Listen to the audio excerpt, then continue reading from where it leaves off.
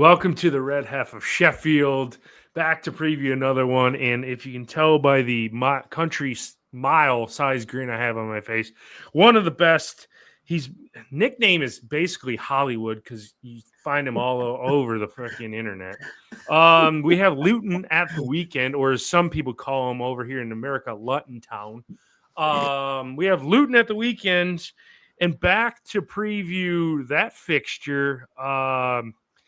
We'll just say we have Hollywood on from the OK Corral podcast previewing everything Luton Town Championship League 4, League 7, and the Botswanan 17th League. Ollie is back to join us. Sir, how are you? Yeah, I'm doing all right. Who would have thought at the end of the Premier League season where Luton Town finished above Sheffield United, that would be in this mess? Yeah. And what a mess it is. Yeah. Glorious mess.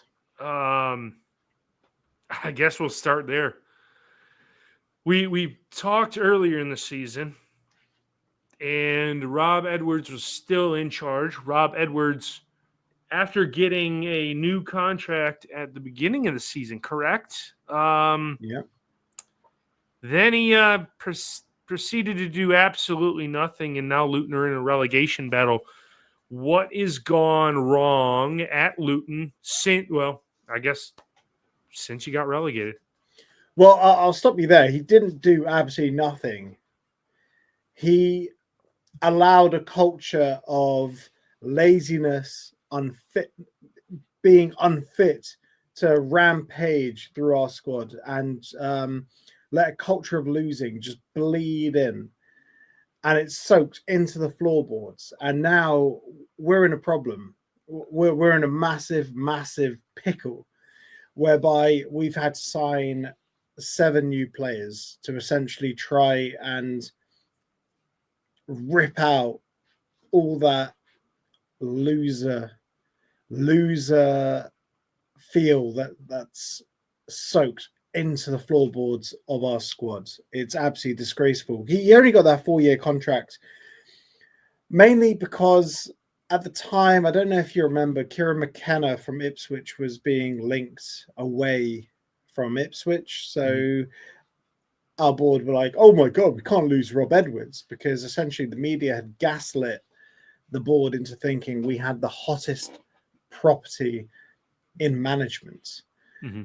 And I hate to say I told you so to a load of Luton Town fans, but I pretty much, I was keeping it private. I was saying it to friends that I trusted on WhatsApp. I was saying, you watch this, Rob Edwards is on fraud watch.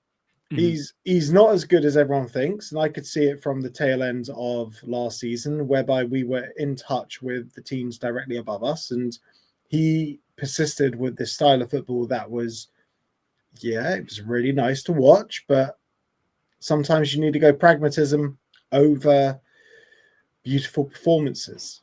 Mm-hmm. And we did not get the points. And to be honest, as soon as he pivoted from Nathan Jones's way of playing, we ended up losing games by 1 goal to losing games by 3s, 4s. And obviously the injury crisis didn't help as well. But why did we have persistent injury crisis? And to be honest, this bled into this season as well. We've had horrendous defensive injury crisis. Horrendous. And now we brought him at Bloomfield. Rob Edwards probably got 2 or 3 months longer. Like the majority of the fans now say he got 2 months too long. Mm-hmm. I think he got 3 months too long. I maintain, and I said it on my channel, he should have gone after the Sheffield United game, because that was one of the most pathetic performances I've ever seen. It was really bad. And leading into that game, you were thinking, oh yeah, Luton are decent, right? Mm-hmm. And I was telling you, no, we are actually utter dog shit. And looks like I was right. And Rob Edwards should have gone after that performance, because he was out of ideas. He was playing players out of position. It was almost like he was asking to get sacked so he could get that payoff. And then the Borough came, the Borough game happens, and we lost 5-1. Looked really, really bad. And that is naturally the breaking point where he should have gone, but he didn't. Yeah. Yeah.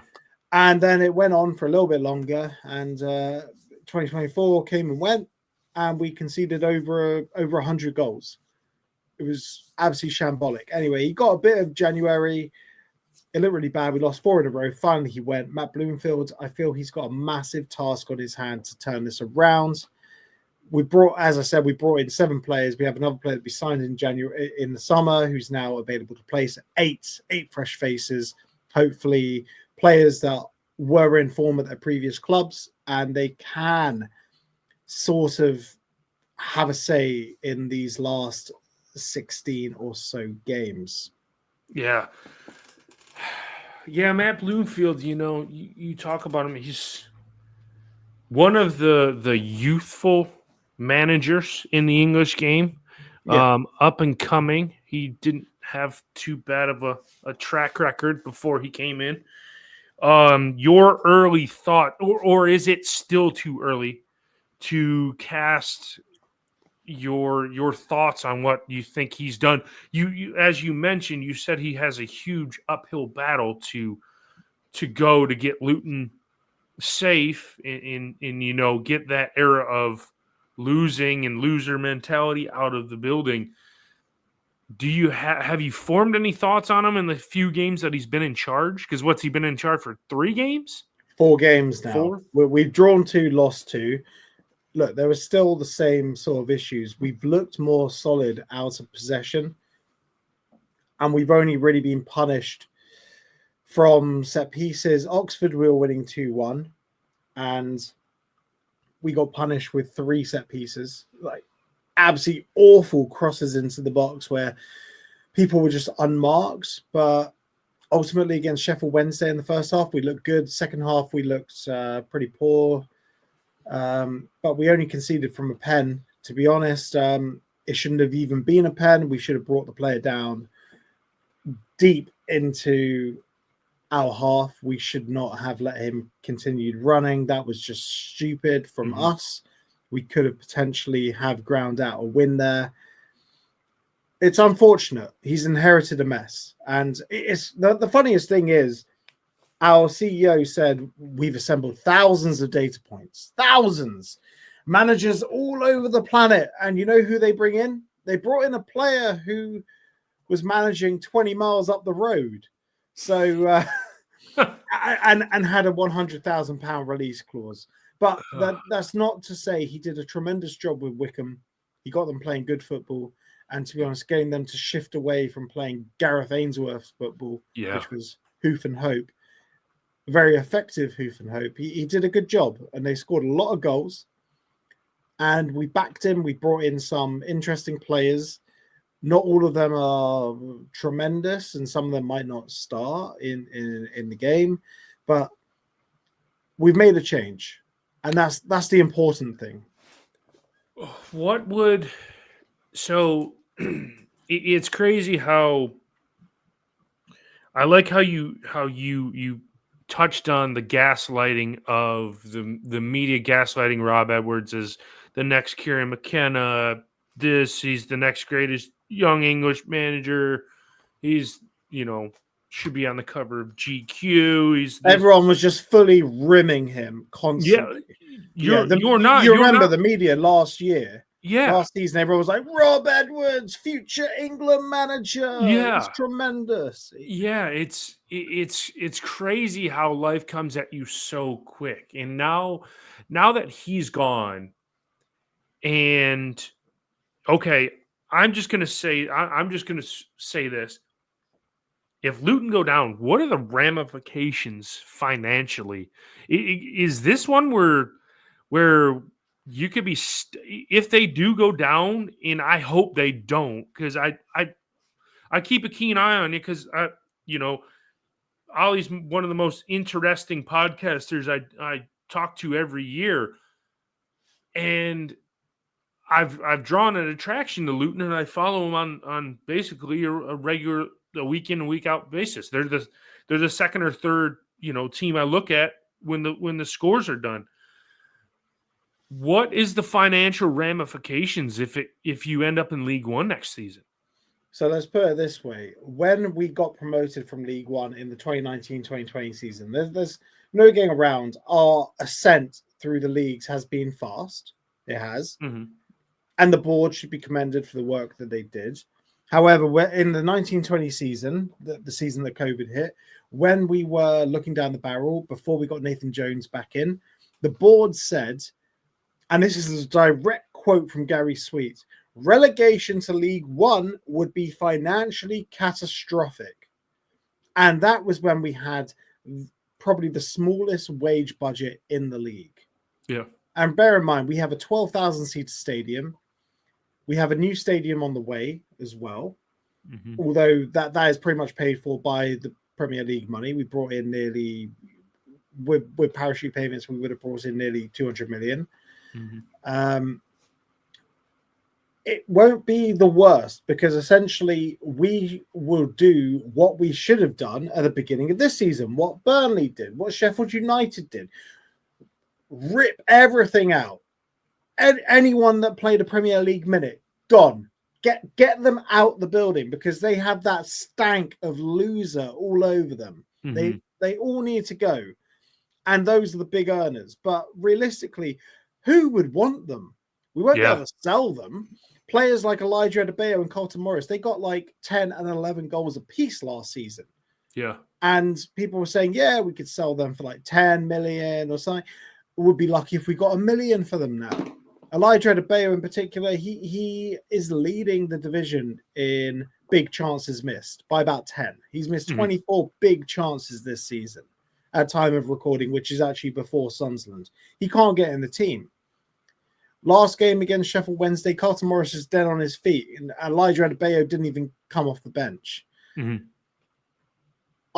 Financially, yes, it would put us under a lot of strain, but I don't think it'd be the end of the world if it meant that we had to get rid of a lot of players, because a lot of players who, I don't know, either they don't care or they're not good enough, but they were good enough last season. They were trying last season, but probably because it was like the Lord Mayor's show. You know, they all wanted to show what they could do in the Premier League. Now they just couldn't give two shits. A lot of fingers have to be pointed to Gary Sweet for hubris, thinking we bounced straight back up at the beginning of this season. And fingers have to be pointed to Rob Edwards for being an absolutely clueless, rubbish manager who, and fingers have to be pointed at the media for bigging him up so much. Yeah.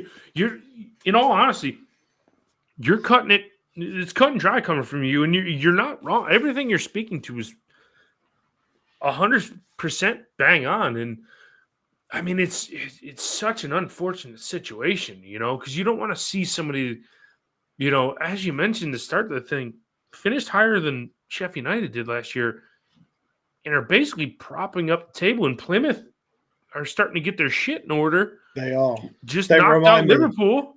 Yeah. Just knocked out Liverpool in the FA Cup. And so, you know, man, it's thank God there's 15, 16 games left in the season. I mean, it doesn't seem like a lot, but you know, we still got majority of February, March, April. So you got 3 whole months worth of fixtures left. Man. All right.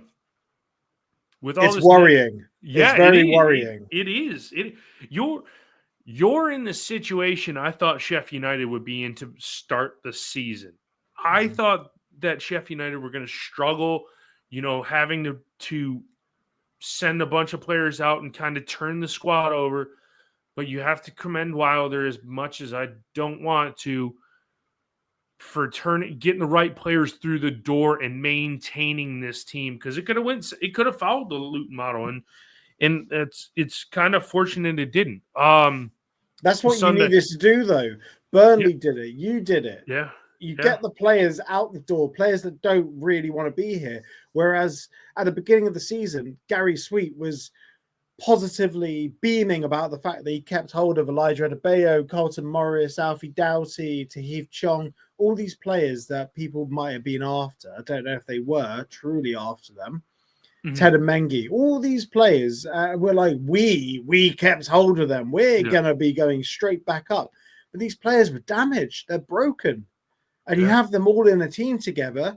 They're really shit because they're just they all have loser mentalities. You put them all together, they can't string 3 passes together. Yeah, very, very true. I guess to Saturday, we both have a midweek game.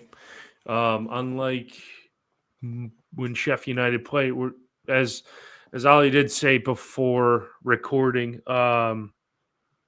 we are recording this before the midweek fixtures for both sides. So it could be a completely different set of 11 that we're looking at come the weekend. But how do you think it goes Saturday? So it's at Kenilworth Road.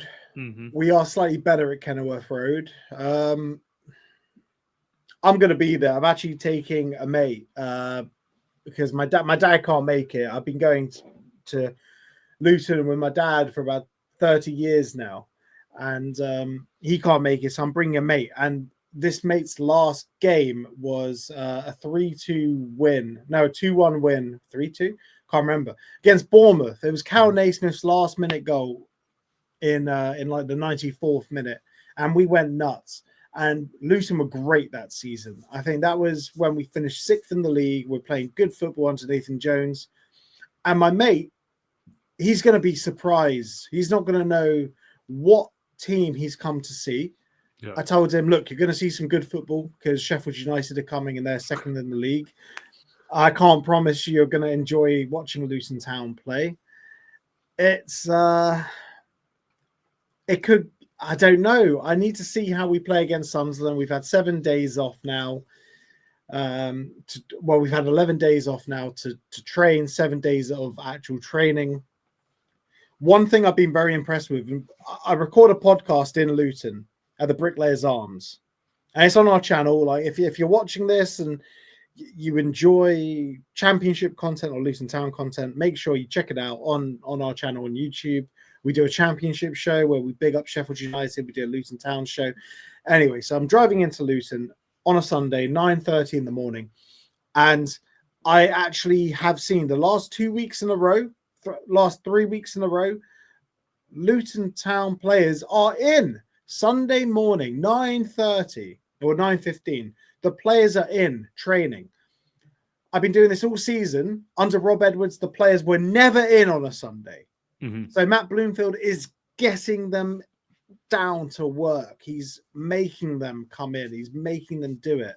Because Rob Edwards didn't live local. So I imagine it was kind of, I don't know if you're a fan of the In-Betweeners, where Mr. Gilbert says to Will, like, Will asks him, will you be here at this thing?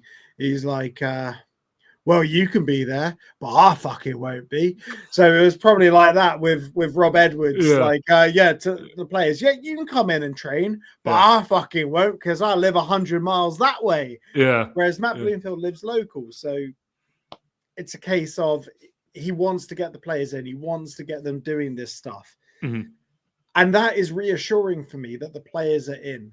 Yeah. It's also reassuring that we've got so many different players in who don't have that stank of failure on them. So I think we could do all right against Sunderland. I predicted a 1-1. I haven't really given too much thought about the Sheffield United game. I actually think you'll beat Middlesbrough 3-2. I think Middlesbrough, they're good going forward. They're not so great at the back. And Sheffield United, they do have a very good attitude. I think we could get a draw against Sheffield United, considering it's at Kenilworth Road. Yeah. It depends if we're playing the new players because they're all unknown quantities. Defensively, we are suspect, though. We are really suspects. I don't think Kiefer Moore's going to be back, is he? No. No. Mm-mm. No, Kiefer Moore won't be back. So I'm not worried about how you can tear us apart from open play. That is a concern. I was thinking, oh yeah, Harry Souttar, he's out for a while, isn't he? But then you brought in Rob Holding, Harry Clark, both very good signings. But as I said, we have unknown quantities on the wing, Isaiah Jones on the right, Nick Ali on the left, Josh Bowler as well, who's very tricky. maybe Lasse Nordas will have a go. He's a new signing from Norway, Tromsø. He's highly thought of, but I don't know if he's going to get any game time. He could give them potentially a bit of a go. Your back line, but your back line's pretty good. So I'm happy Harry Sousa isn't fit though, because we never get any luck against Harry Sousa. He's a man mountain. And then you got Tom Cannon. Tom Cannon's already scored against us this season for Hull, so I'm worried. And Ben Brereton Diaz as well. So you're stacked up top, but hopefully McGuinness and whoever plays next to McGuinness are able to deal with them. Who knows? Yeah, it's being this far out from the game. It's really hard to preview because you have the midweek fixture and you're just like, well, if everybody comes out of there, there's going to be probably a bit of squad rotation. I think we do have a bit of plentiful fruitfulness up front with BBD, Cannon. God, I can't believe I'm saying it. Ryan Brewster. God, Ryan Brewster is terrible. God, in the last couple of games, he's came off the bench and he was part of the reason we spurned the comeback against Pompey. And it blows my mind. I could probably count on one hand how many times he's come in and influenced the game in 4 or 5 years being here. But I think if we get something again, if we win against Borough midweek, then we'll draw against Luton. But if we draw against, I think there's 4 points out of these 2 midweek games here coming. It's going to be a draw and a win regardless. So it's really hard to tell. But we shall see what happens on Saturday at Kenilworth Road. Ollie will be there. He'll be the guy with glasses and the headphones and the lights and all of his Hollywood fixtures on the sidelines to say, I'm Ollie reporting from the sidelines of Kenilworth Road here. Luton Town 4, Sheffield United 7. But if you haven't done so, follow his podcast. Let the people know where you can follow the podcast. He does put out really, really good content. Yeah, so for Sheffield United fans watching, for the Blades, we do lots of championship content. We have a weekly roundtable at the pub where we chat about what's gone on the game week. It's a lot of fun.